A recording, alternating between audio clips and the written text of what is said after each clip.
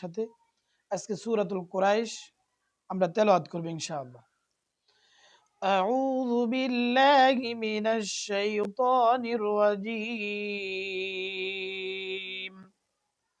বিসমিল্লাহির রহমানির রহিম।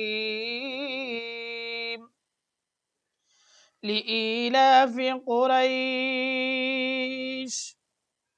ইলাফিহিম رحلة الشتاء والصيف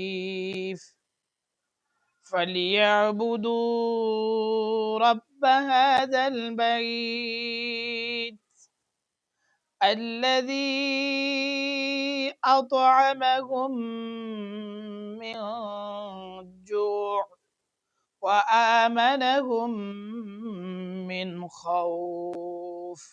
ইরশাদ হচ্ছে বিদ্যায়িত মরদুদ শয়তানের ওয়াসওয়াসা থেকে আল্লাহ তাআলার কাছে আশ্রয় চাচ্ছি। পরম করুণাময় অসীম দয়ালু আল্লাহর নামে শুরু করলাম। আর কুরাইশেরা অভ্যস্ত হয়ে পড়েছে শীতকালীন ও গ্রীষ্মকালীন সফরে।